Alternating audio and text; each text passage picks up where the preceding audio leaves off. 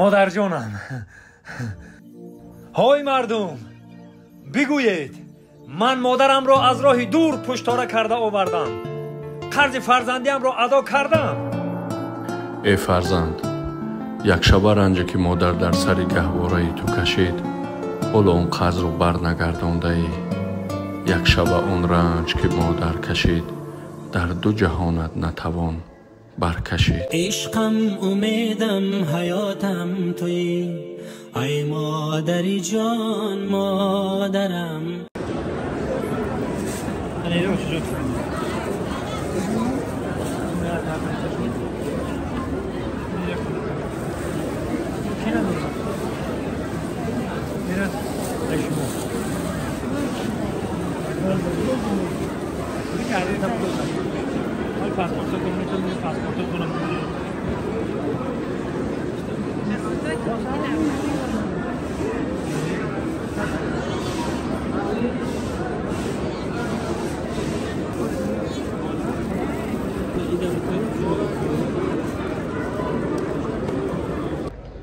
سلام علیکم و رحمت الله. خوب هستین برادرها؟ خداوند نگهبانتان باشد. از حال دعا میکنیم که خداوند همه تا به خانه زیباش دعوت کنه.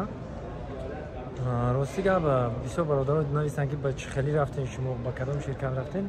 شرکت محسنین یک شرکت است که در دولت روسیه مثلا مسکو دارن. معلومات پر شما میتونین همین رقم‌ها بگیرین یا که اینا کامنتار در ذکر پیت کردیم سیلکشون یوتیوب هم دارن، اینستاگرام هم دارن، تیک توک هم دارن.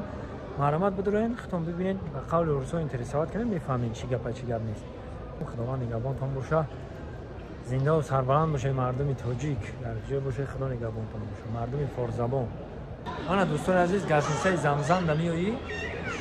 گازنسای زمزم نمیایی؟ اینجا کریدیان نمیدونم چی هست. هیستوری مدینه را تماشا میکنید. چشمات میمونید هیستوری مدینه را مثلا آت ایده تماشا میکنید.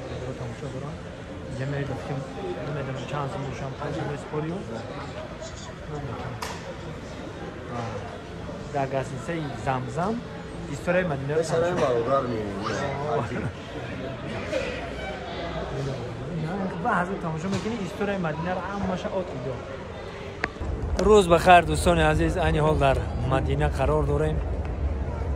انا نیاتو هست که خانه خدا مکه رویم.